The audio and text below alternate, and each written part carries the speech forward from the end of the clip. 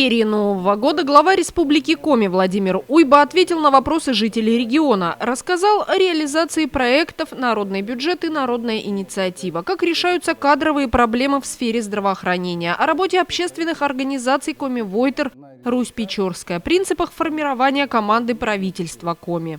Процесс формирования команды – это достаточно такая сложная и непростая работа. Еще идет дошлифовка, еще есть у нас вакантные должности в правительстве. Но я бы сейчас даже не об этом. Все-таки костяк сформирован. Я бы два слова сказал о принципах формирования команды. Во-первых, мы формировали команду, которая в целом должна работать на результат. Не каждый сам на себя, а на результат. Что такое результат? Результат – это сделать жизнь жителей Республики Коми лучше. И я об этом не раз говорил уже. Как подбирались члены команды, члены правительства? Это, во-первых, люди должны обладать опытом работы. Это не обязательно опыт работы в управленческом секторе, это может быть и опыт работы в бизнесе, но все равно это должно быть все-таки опыт работы командной.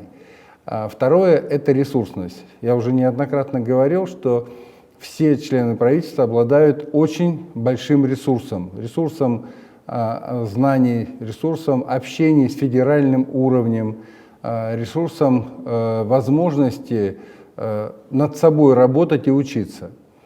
И вот я снова подчеркиваю, все правительство заточено на результат, при этом ничего не требуя и не желая взамен, кроме того, что я сказал. Результат для улучшения жизни вас, уважаемые жители республики, и жизни в целом республики.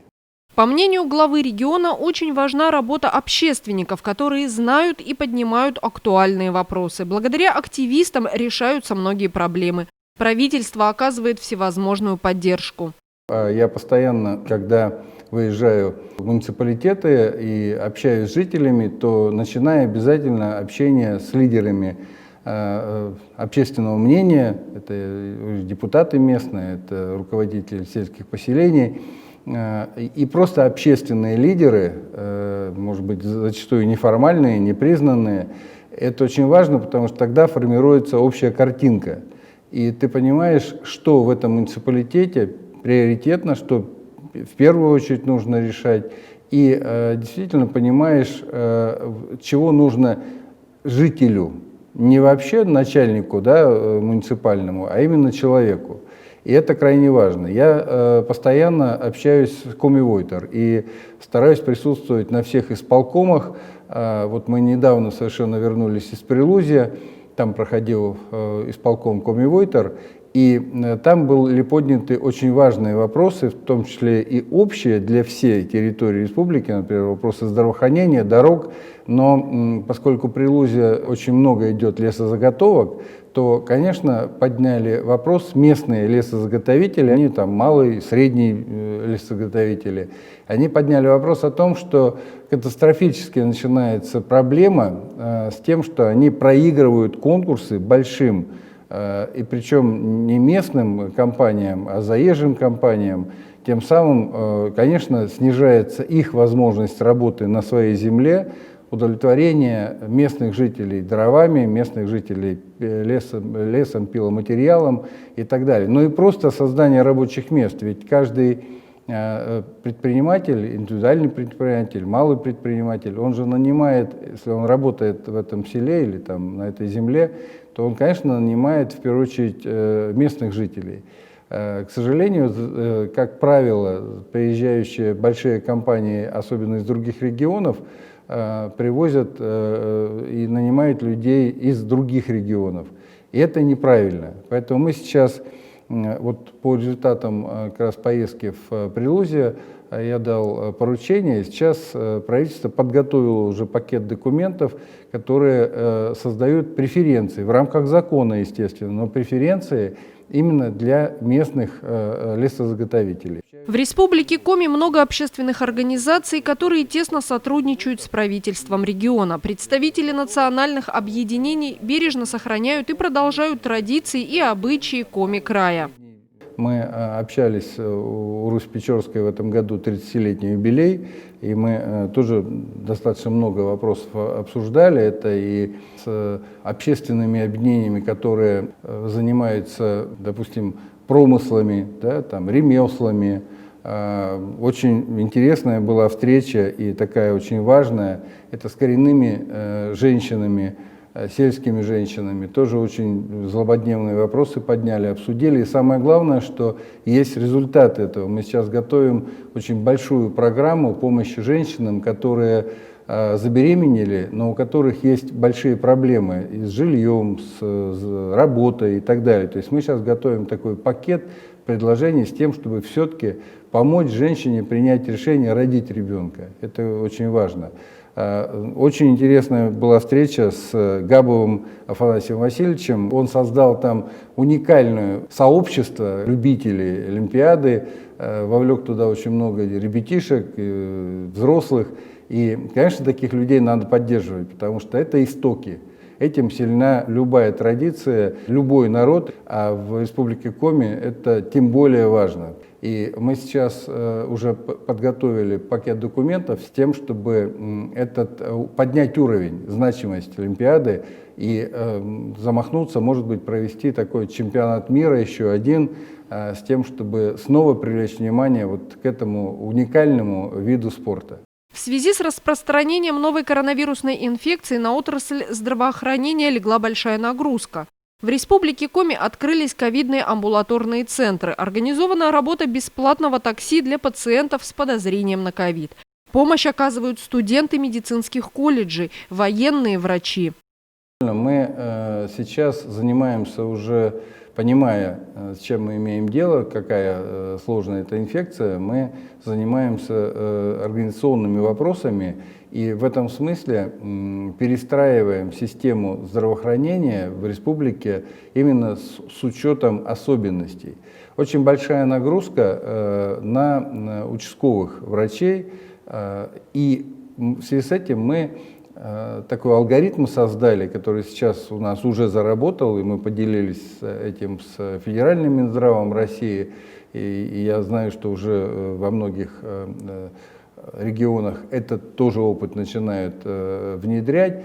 Вот в чем суть?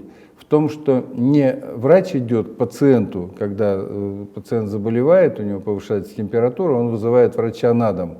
А пациенту создаются условия, мы сделали для этого, провели большую работу, создали пул бесплатных такси, люди специально обученные в этих такси, они, естественно, специально подобранные, там нет людей старше 65+, люди имеют навыки, как проводить дезинфекцию салона, имеют для этого ДЭС-средства и так далее, после того, как они вот такой заказ выполняют. И это такси, которое мы наняли в Сыктывкаре, в Ухте сейчас, в Воркуте, в Усинске формируется этот такой социальный заказ, ну или социально-медицинский, он меняет алгоритм и создает возможность более грамотному использованию врачебного времени именно для работы с пациентом, а не для того, чтобы врач совершал поход вот между поликлиникой и пациентом. Поэтому это первое. И мы на самом деле более чем в 2 раза увеличили именно профессиональную работу врача на рабочем месте. Кроме того, мы его еще и защищаем, потому что врача и среднего медработника. Потому что на рабочем месте мы же создали ковидные амбулаторные центры. И в этих ковидных амбулаторных центрах, естественно, весь медицинский персонал защищен. В то же время, когда врач идет на вызов, конечно, он защищен значительно меньше и тем самым подвергается риску заражения и заболевания. А это тоже выход из рядов, соответственно, тоже ухудшение и так сложной кадровой ситуации. Кроме этого, мы здесь огромная просто благодарность Министерству обороны. Вот только-только у нас 25 числа практически там уехал десант, отработав месяц Минобороны, работало 44 медицинских работника, это и врачи, и средний персонал. Мы попросили все-таки министра Сергея Кожугетовича Шойгу все-таки оставить еще нам 4 врача, которые нужны сейчас для работы в Ухте. эти доктора остались. Тем не менее, это тоже работа по улучшению именно проблемы с кадрами. Кроме этого, вы знаете, я об этом говорил, мы привлекли студентов старших курсов медицинского факультета, медицинских колледжей. Они тоже работают в том числе и в ковидных центрах амбулаторных.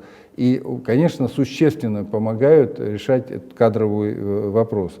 Если говорить о таком перспективном направлении работы с кадрами, то я хочу сказать, что в 2020 году по специальностям лечебное дело, педиатрия, стоматология обучаются 544 студента, в том числе за счет средств республиканского бюджета 141 студент. Это как раз студенты, которые через 5-6 лет придут работать, поскольку они обучаются за счет республиканского бюджета, у нас с ними договора, они придут работать в республику и на рабочие места в поликлинике, в стационары. Также контрактная подготовка студентов и специалистов со средним медицинским образованием. В 2020 году 10 студентов поступили на специальность лечебное дело и сестринское дело. И благодаря механизму установления с первого дня работы в районах Крайнего Севера и приравненных к ним местностям, мы начинаем выплачивать так называемые северные с первого дня работы, что дало возможность привлечь в республику, то есть это выше заработная плата у врачей, у среднего персонала.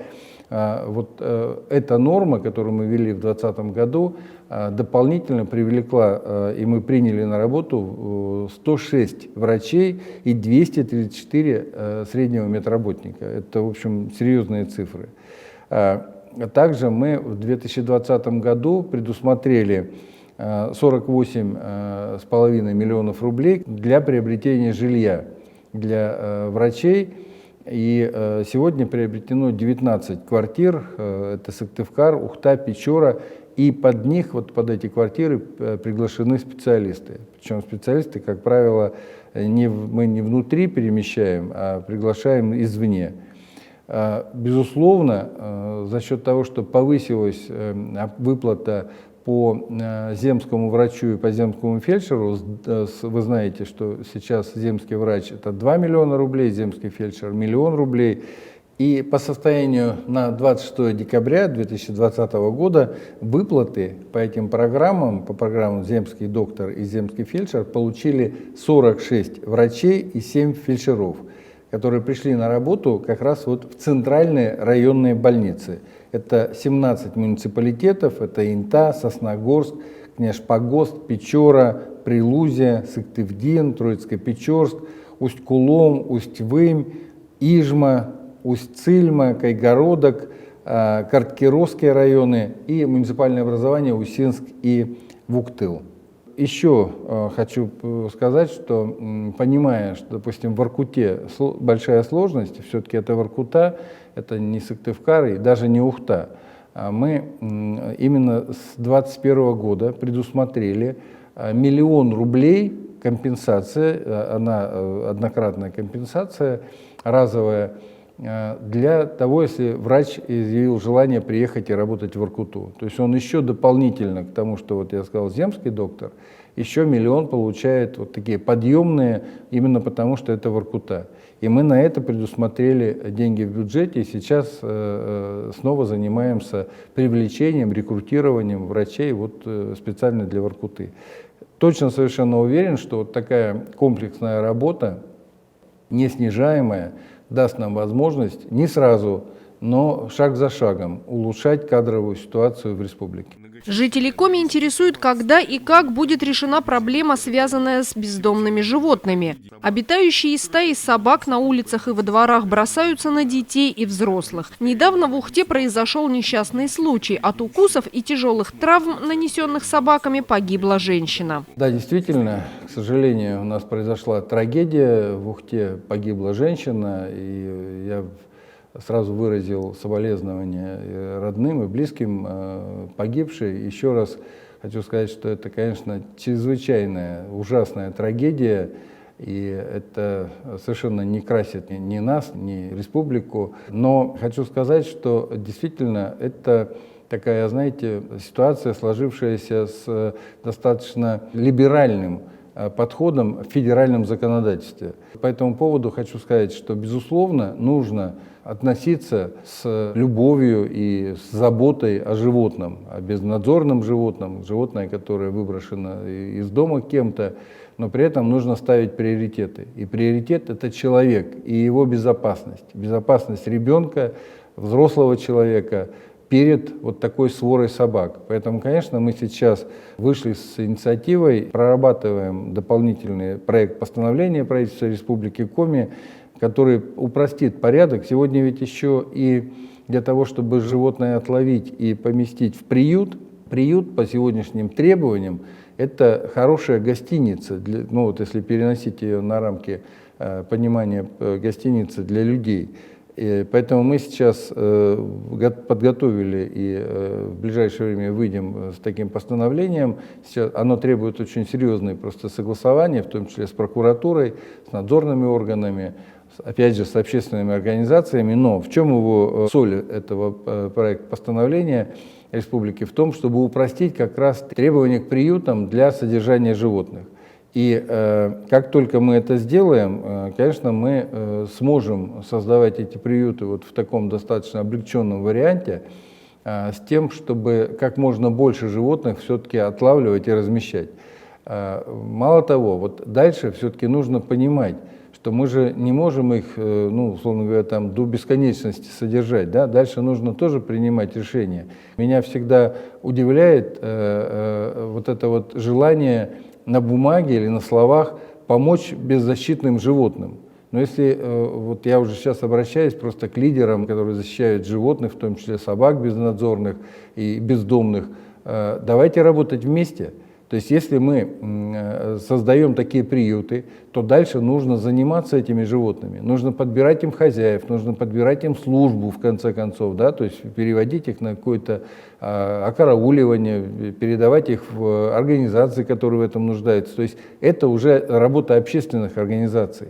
И поэтому здесь я призываю не просто говорить, что нам их жалко, и мы вот заботимся об этих собаках, а все-таки работать вместе, опять же, на результат. С тем, чтобы эти собаки, после того, как мы их действительно создадим условия и поместим в приют, дальше все-таки нашли свою вторую жизнь.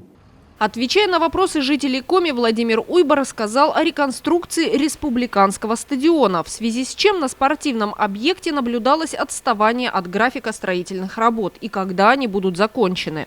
Был период, особенно летний период, когда отставание было больше месяца. Связано это было, конечно, вот с тем весенним практически остановкой работ в связи с коронавирусной инфекцией. Сейчас мы в графике, и на самом деле мы в графике с ноября месяца по стадиону. У нас контракт у подрядной организации 31 января 2021 года. И мы, чтобы вот не было путаницы, что это 31 декабря, еще раз повторяю, у нас контракт 31 января 2021 года. К этому времени мы сейчас идем полностью в графике. Я действительно еженедельно, вот сегодня только поручил министру строительства и жилищно-коммунального хозяйства провести оперативку на стадионе без меня. По результатам он мне уже доложил, все идет в графике, и мы действительно сегодня там проводим очень большие работы. По сути, уже такие заканчиваем отделочные, монтаж табло, монтаж кресел. Ну, то есть это не общестроительные, естественно, они давным-давно все завершены. И уже идет заливка чернового льда. Поэтому 31 января совершенно точно мы наш стадион сдадим, и строители закончат свои работы. Сейчас идет согласование с Международной федерацией хоккея с мячом по времени проведения чемпионата мира, потому что он тоже смещается из-за ковида. Но, тем не менее, мы ждем ответа. Вот мы сейчас в таком тесном контакте, когда все-таки они видят период проведения начала, потому что проводить чемпионат мира без зрителей, ну, это совершенно не будет чемпионатом мира как таковым. Поэтому, конечно, нужно, чтобы все-таки чемпионат мира прошел со зрителями, с болельщиками и, в общем, с тем настроем, который всегда дает болельщик, да, и с тем зарядом, который болельщик передает спортсмену. В Республике Коми активно реализовываются проекты «Народный бюджет» и «Народная инициатива». Жители региона участвуют в программах, выносят предложения по проведению в своих муниципалитетах ремонтных работ, развитию городских объектов и приобретению необходимого оборудования. Люди сами заявляют, решают, предлагают то, что нужно сделать на месте.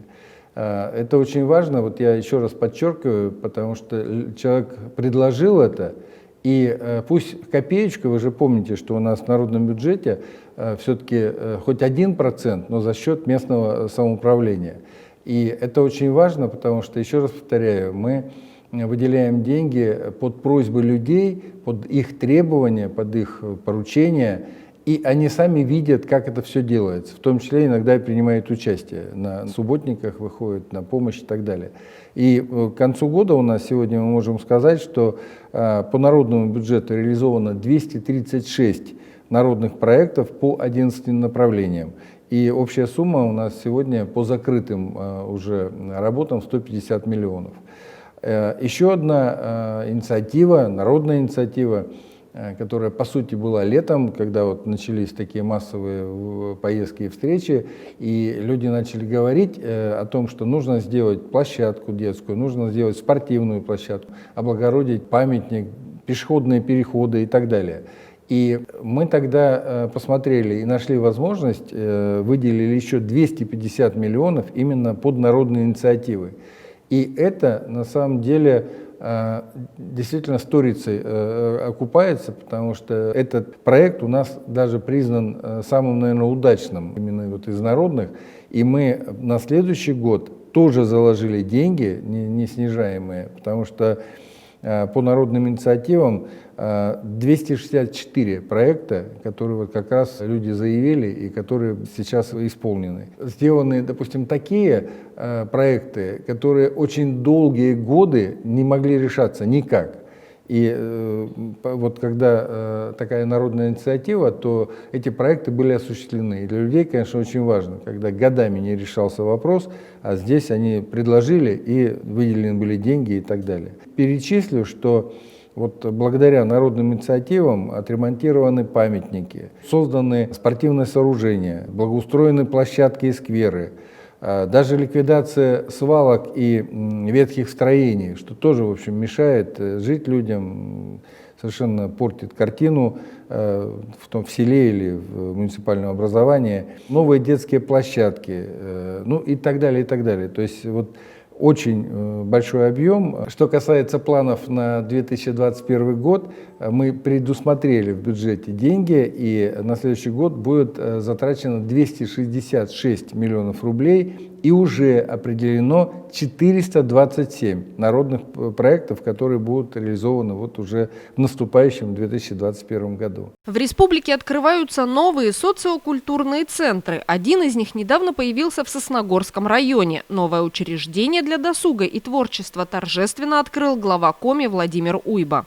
Мне было очень приятно в Усть-Ухте открывать социокультурный центр, потому что летом мы были на котловане там, и буквально в июле месяце шел проливной просто дождь, ливень.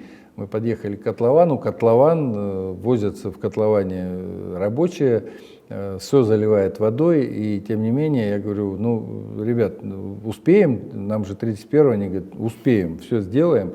И проходят мимо женщины местные. Ну и подошли и говорят, ну что, вот нам же так нужен этот центр, мы его так ждем. Я говорю, так все, 31 декабря будем справлять новоселье. Они говорят, 31 декабря какого года-то? Я говорю, как какого? Этого года? Они посмеялись надо мной и говорят, да нет, что вы, да какой 31-го? Посмотри, он тут котлован еще. И вот это очень важно, что мы и строители слово сдержали. И хочу подчеркнуть, это местные строители. Вот эта ответственность все-таки местных строителей за слово, потому что они здесь живут и делают для себя, для своих родных, это очень важно. А вообще мы в этом году открыли 4 социокультурных центра, это Вуктыл, Нежпогост, Сосногорск, Сысольский район, и завершено строительство еще одного социокультурного центра в деревне Карпушовка, Устилимский район. Мы отложили торжественное его открытие на январь. С Карпушовкой у меня тоже связана такая интересная ситуация. Я буквально там месяца, наверное, 1,5-2 назад был в Устильме и заехал в Коровий ручей в кадетскую школу. И выходя, не было это запланировано, этой встречи, и выхожу из этой школы, стоит человек 15. Я выхожу, здравствуйте, здравствуйте. Вижу, люди так настроены по-боевому. Я говорю, вы меня ждете? Они говорят, ну, конечно, вас, кого еще? Я говорю, а что случилось? А вот мы жители деревни Карпушовки. Они рассказали, что, оказывается, в деревне была скважина, она была еще в советских периода, она заилилась, или что-то с ней там случилось, она перестала давать воду. И жители остались без воды. И сейчас привозная вода. И я сказал, хорошо, давайте, я просто не знал этой истории, не знал этой темы. Вот тоже народная инициатива, понимаете? Вместе, Да, да? вот приехал, и люди об этой истории рассказали. Ну, конечно, вода – это же приоритет, чистая питьевая вода должна быть у людей в обязательном порядке. Поэтому мы сейчас ищем возможность все-таки решить эту проблему. Понятно, что она достаточно дорогая, мы изучили вот сейчас. Если реанимировать эту скважину, достаточно долго. Если сделать прокол, там рядом есть населенный пункт, где есть хорошая скважина с достаточным дебитом, но это более 2 километров тянуть этот прокол, тоже достаточно далеко. Но, тем не менее, к январю точно совершенно я планирую туда поехать, в деревню Карпушовка, во-первых, с людьми пообщаться, рассказать, как мы будем воду к им подводить. Вот, ну и социокультурный центр откроем, а заодно съезжу в свое любимое Среднее Бугаево, где мы заканчиваем ремонт школы подтопленной. Там, я уже рассказывал, что там школа оказалась в ужасном состоянии. Вот, но тем не менее, вот к концу года должны закончить ее ремонт, и в январе я съезжу, посмотрю, как уже ребята там учатся, и там же школа, детский сад. Вот, будет переправа уже ледовая, и можно будет в Среднем Бугаево съездить. Поэтому вот в январе у меня в Устильму поездка по этим поводам. В этом году мы не только строили, но и ремонтировали. Отремонтировали дома культуры в поселке Жешарт Усть-Вымского района, начали ремонт здания Дома культуры в селе Обьячево Прилузского района. Завершаются работы по сохранению объекта культурного наследия. Это музей истории и культуры имени Эмилии Алексеевны Налимовой в селе Выльгард. И с 2021 года начнется реализация нового направления, капитальный ремонт и реконструкция детских школ искусств. И на эти цели на 3 года направлены очень большие деньги, 155 миллионов рублей. И первые в планах на ремонт – это детская художественная школа в Вуктыле и детская музыкальная школа имени Семена Ивановича Налимова в селе Выльгард. Также мы модернизировали сеть муниципальных кинозалов. И буквально недавно мы с коллегами были в Воркуте, заехали, естественно, в Варгашор, и в Варгашоре посмотрели вот такой современный кинозал. Ну, конечно, очень хорошие условия, очень востребованный кинозал, постоянно, я спрашиваю, как вообще билеты, она говорит, постоянно вперед билеты все распроданы, и вот благодаря программу Фонда кино 21 декабря мы открыли современный кинозал еще и в Троицко-Печорске. В завершении Владимир Уйба поздравил всех жителей Республики Коми с наступающим Новым годом. Глава региона сказал, что будет встречать его со своей семьей в Коми. Для меня, как я думаю, в общем, для очень многих людей Новый год – это семейный праздник. И, конечно, мы будем дома, в республике, с семьей встречать Новый год, первый Новый год в республике. Обычно еще, когда я жил в Москве, то обычно еще на Новый год мы на Щелкунчика. Это такая традиция уже многолетняя. Да. Понятно, что ты все знаешь, что там будет происходить, и дети уже знают, но тем не менее это вот такая традиция. Ну, в этом году без Щелкунчика, но тем не менее Новый год проведем здесь, Какие-то около новые елки. традиции уже, может, появляются или планируются? Нет, вы знаете, пока традиция ведь она... Должна сложиться. Да, она не так просто рождается, поэтому нет. Я думаю, что все-таки Новый год, этот Новый год, он такой особенный, и я бы хотел пожелать все-таки нашим жителям не забывать о том, что мы продолжаем борьбу с ковидом. И, конечно, каких-то больших таких гуляний, я имею в виду в ресторанах, в кафе, вот я бы порекомендовал сдержаться. Новый год, праздник новогодний встретить дома. И даже и после Нового года все-таки посвятить семье, максимально провести этот Новый год на воздухе. Лыжи, коньки, просто прогулки. Ну да, если у кого-то есть лямпы, то лямпы. Вот. Но все-таки это лучше, чем, опять же, у нас после новогодних вот таких больших встреч, больших коллективов, там, в ресторанах, мы опять получим подъем заболеваемости. Этого бы не хотелось, ну и не хотелось бы не потому, что это какие-то там работа большая, это опять же все-таки каждый заболевший человек, это всегда для нас проблема. Потому что, ну, а если вдруг болезнь начнет развиваться там не в легкой стадии, поэтому лучше все-таки поберечься и в этом новом году побыть в семье. И уж поскольку у нас действительно в этом году больше встреч не будет, таких вот на телевизионных наших интервью, то я, конечно, хочу от души пожелать всем в новом году здоровья. Всем в новом году удачи и исполнения желаний. И вообще хочу сказать, что Новый год, вот для меня, например, это такое таинство. Пусть это таинство будет добрым, чтобы оно было душевным, семейным и счастливым. Всего вам самого-самого доброго в новом наступающем году.